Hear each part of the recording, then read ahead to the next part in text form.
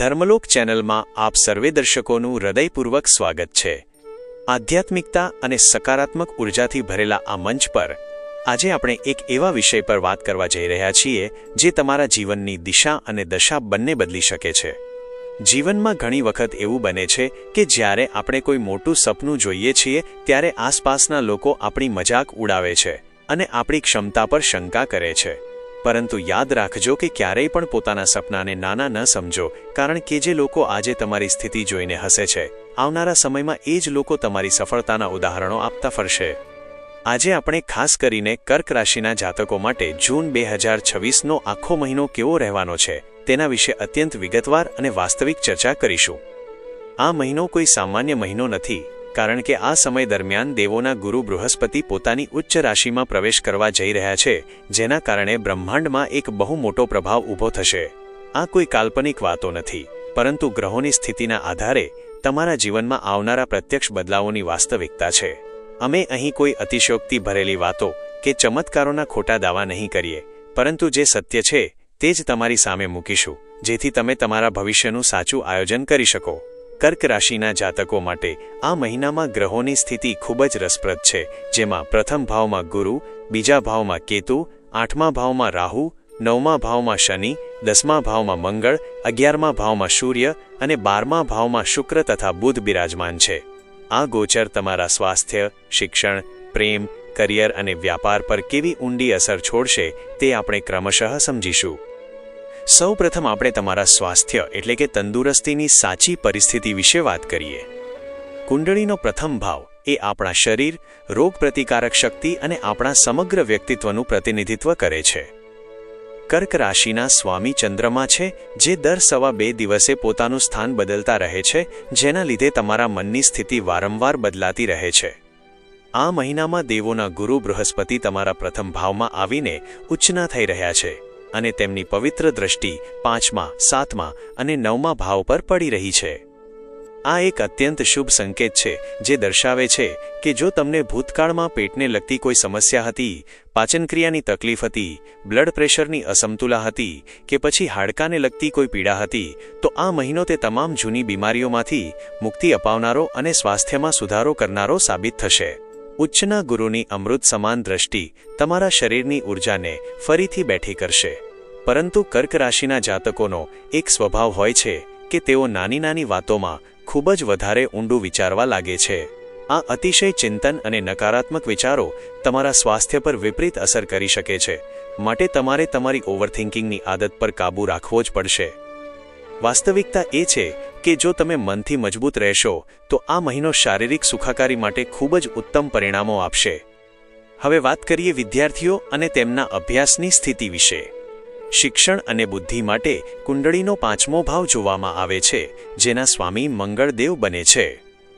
આ મહિને મંગળ તમારા 10મા ભાવમાં પોતાના જ ઘરમાં બિરાજમાન થઈને રુચક નામનો એક મહાપુરુષ યોગ બનાવી રહ્યા છે, અને ત્યાંથી તેઓ પોતાની 8મી દ્રષ્ટિથી પોતાના જ 5મા ભાવને જોઈ રહ્યા છે।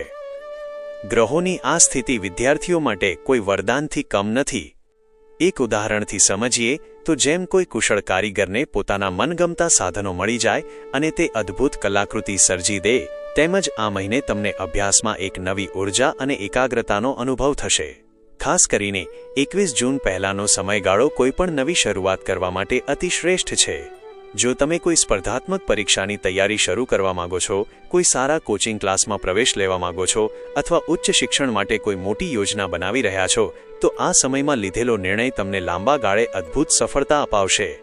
સરકારી નોકરીની તૈયારી કરી રહેલા વિદ્યાર્થીઓ માટે આ સમય પોતાની પૂરી તાકાત લગાવી દેવાનો છે, કારણ કે આવો સુવર્ણ સમય વારંવાર આવતો નથી। તમારી લવ લાઈફ એટલે કે પ્રેમ સંબંધોની વાત કરીએ તો જૂન મહિનાની શરૂઆતમાં જ બહુ મોટો સકારાત્મક બદલાવ આવવા જઈ રહ્યો છે।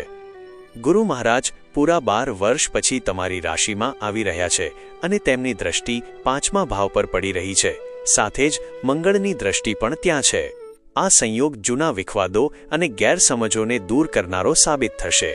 જો ભૂતકાળમાં કોઈ કારણ વગર તમારા પાર્ટનર સાથે બ્રેકઅપ થઈ ગયું હતું, વાતચીત સંપૂર્ણ બંધ થઈ ગઈ હતી કે સંબંધોમાં કડવાશ આવી ગઈ હતી, તો આ મહિનામાં પરસ્પર સમજૂતી થવાની અને પેચઅપ થવાની પૂરેપૂરી સંભાવનાઓ દેખાઈ રહી છે। સંબંધોમાં ફરીથી એ જ જૂનો પ્રેમ અને આત્મીયતા પાછા ફરશે.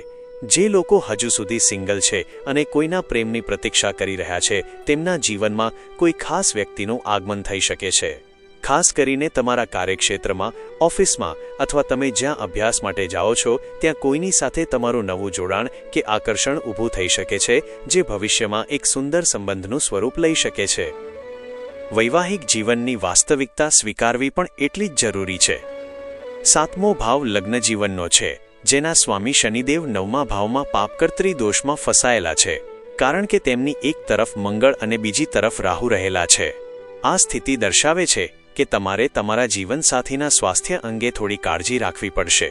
ગૃહસ્થીમાં કોઈ મોટા વિવાદની શક્યતા નથી, કારણ કે ગુરુની દ્રષ્ટિ 7મા ભાવ પર છે, પરંતુ શનિની નબળી સ્થિતિના કારણે ક્યારેક કોઈ નાના અને બિનજરૂરી કારણોસર પરસ્પર દલીલો કે મતભેદો થઈ શકે છે. જો તમારા જીવનસાથી કાઉન્સેલિંગ, મેનેજમેન્ટ, કન્સલ્ટિંગ અથવા વાણી સાથે જોડાયેલા કોઈ વ્યવસાયમાં છે, તો તેમનું પ્રદર્શન ખૂબ જ શાનદાર રહેશે. જીવનમાં સંતુલન જાળવવા માટે તમારે વગર કારણે થતી ચર્ચાઓથી દૂર રહેવું પડશે. જો આપણે ટકાવારીની દ્રષ્ટિએ જોઈએ તો માત્ર 30% જેટલી જ નકારાત્મકતા છે, જ્યારે 70% જેટલું તમારું લગ્નજીવન સુખદાયક અને શાંતિપૂર્ણ રહેશે. તમારા ભાગ્ય અને કરિયરની વાત કરીએ તો અહીં એક બહુ મોટો અને ઐતિહાસિક પલટો આવી રહ્યો છે.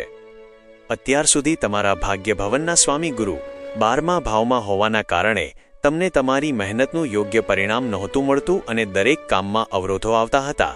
પરંતુ 2 જૂન પછી આ ભાગ્યાધિપતિ ગુરુ સીધા તમારા પ્રથમ ભાવમાં આવીને ઉચ્ચના બનશે. આ કોઈ નાનો ફેરફાર નથી, આ એક બહુ મોટું પરિવર્તન છે જે તમારા નસીબના બંધ દરવાજા ખોલી નાખશે. તમારા પરિવારમાં કોઈ શુભ પ્રસંગ, માંગલિક કાર્ય કે કોઈ ધાર્મિક ઉત્સવનું આયોજન થઈ શકે છે. 2 જૂનથી લઈને 31 ઓક્ટોબર સુધીનો સમયગાળો તમને ભાગ્યનો પૂરેપૂરો સાથ અપાવશે. જે માનસિક ચિંતાઓ અને તણાવ તમને લાંબા સમયથી સતાવી રહ્યા હતા, તે હવે ધીમે ધીમે દૂર થશે અને તમે માનસિક શાંતિનો અનુભવ કરશો. કરિયરના ક્ષેત્રમાં 10મા ભાવના સ્વામી મંગળ પોતાના જ ઘરમાં રૂચક યોગ બનાવીને બેઠા હોવાથી 21 જૂન પહેલાં બેરોજગાર લોકોને બહુ સારી નોકરી મળવાના યોગ છે. તમારા કાર્યસ્થળ પર તમારો પ્રભાવ વધશે, તમારી નિર્ણય શક્તિ મજબૂત બનશે અને ઓફિસમાં તમારો સિક્કો ચાલશે. મંગળ તમને અદ્ભુત સાહસ, આત્મવિશ્વાસ અને પરાક્રમ પ્રદાન કરશે, જેનાથી તમે અશક્ય લાગતા કામો પણ સરળતાથી પૂરા કરી શકશો. નોકરીમાં પ્રમોશન, પગાર વધારો કે કોઈ મોટી જવાબદારી મળવાની પ્રબળ શક્યતાઓ છે. 21 જૂન પછી જ્યારે મંગળ 11મા ભાવમાં જશે, ત્યારે તે તમને આર્થિક લાભ કરાવશે. જે લોકો સરકારી પરીક્ષા, સંરક્ષણ ક્ષેત્ર કે પોલીસ વિભાગની તૈયારી કરી રહ્યા છે, તેમના માટે સૂર્ય અને મંગળની આ સ્થિતિ વિજય અપાવનારી સાબિત થશે. વ્યાપાર જગત સાથે જોડાયેલા લોકો માટે પણ બુધ અને ગુરુની કૃપાથી વ્યવસાયમાં નવી તકો મળશે. જો તમે તમારા બિઝનેસમાં કોઈ નવો આઈડિયા અમલમાં મૂકવા માંગતા હોવ અથવા કોઈ મોટો ફેરફાર કરવા માંગતા હોવ, તો આ મહિનો તેના માટે એકદમ અનુકૂળ છે, જેનાથી તમારી દૈનિક આવકમાં સારો એવો વધારો જોવા મળશે. આ સુંદર સમયનો મહત્તમ લાભ ઉઠાવવા માટે તમારે કેટલાક સરળ અને પ્રભાવશાળી આધ્યાત્મિક ઉપાયો ચોક્કસપણે કરવા જોઈએ.